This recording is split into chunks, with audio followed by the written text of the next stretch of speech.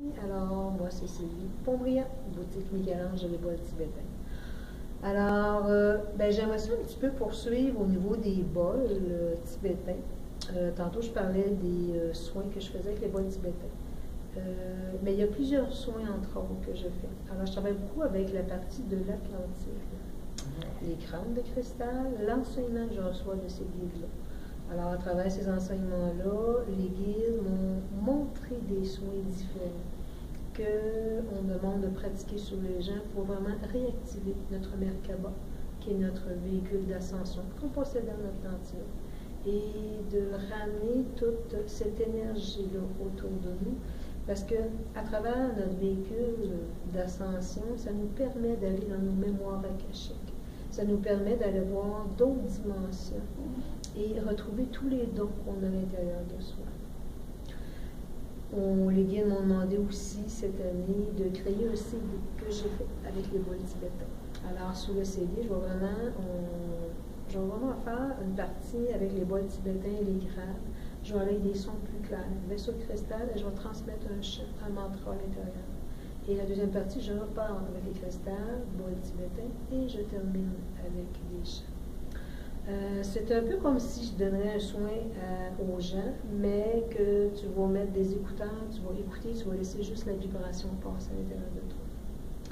Alors, c'était une belle expérience. Puis, il y a pas mal d'autres projets au niveau des CD que je veux mettre pour 2016 avec quelqu'un qui, en tout cas, je ne pense pas l'espoir tout de suite, mais en tout cas, j'espère que ça pourra aller.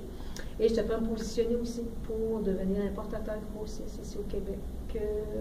C'est encore une demande des guides. Ils m'ont demandé les affaires des guides. Ils nous laissent pas bien.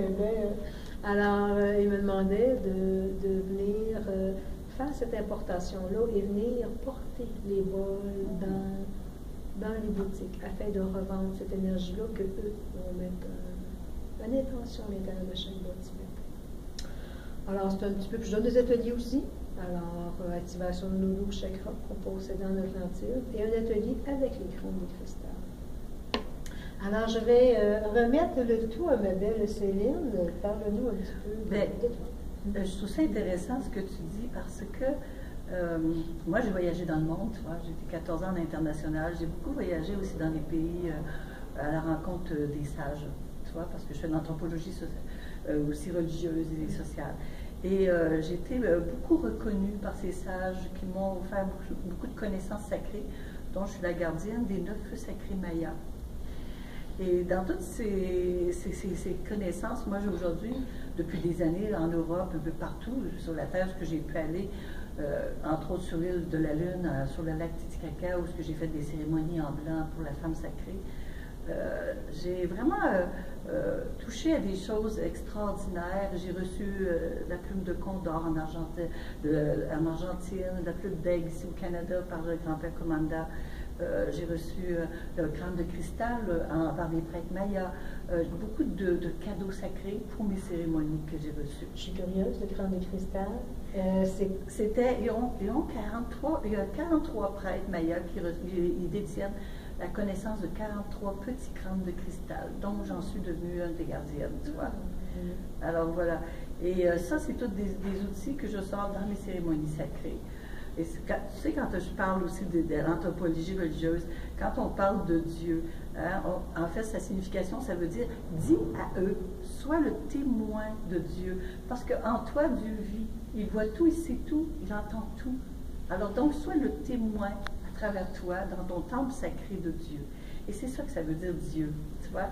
Parce que finalement, si on retourne de l'autre côté, comme moi je suis morte 2 fois, il n'y a pas de nom, c'est amour. Tu vois, c'est plutôt amour. Les noms viennent de nous les humains, mais ces sages qui étaient gardiens des connaissances sacrées ont mis ce mot comme Dieu pour nous amener à être des témoins de Dieu. Et ça, c'est important. Est-ce que tu me racontes de ce que tu fais? Je trouve que ça serait intéressant d'allier ça avec mes initiations sacrées. C'est ça. De te faire venir dans un week-end où je fais des initiations sacrées et t'inclure un petit peu dans une soirée spéciale, tu vois. Ce que je fais avec Bradfield, de toute façon, Fait que, à Saint-Adèle. Alors donc, c'est pas si loin.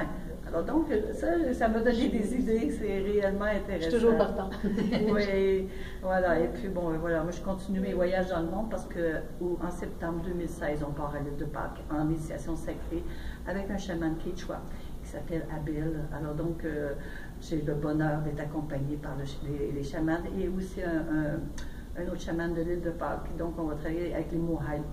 Et tout le sacré, parce qu'on découvre archéologiquement aujourd'hui des symboliques sacrées qui étaient creusées sous la terre. Alors, c'est un peu au bonheur qu'on me redemande d'être présente. Avec, je reprends la route. Voilà. Alors, ben, je vais te souhaiter une merveilleuse journée à toi. Et toi aussi. Puis, grand plaisir de s'être rencontrés au salon de chez Chicoutimi. Merci beaucoup.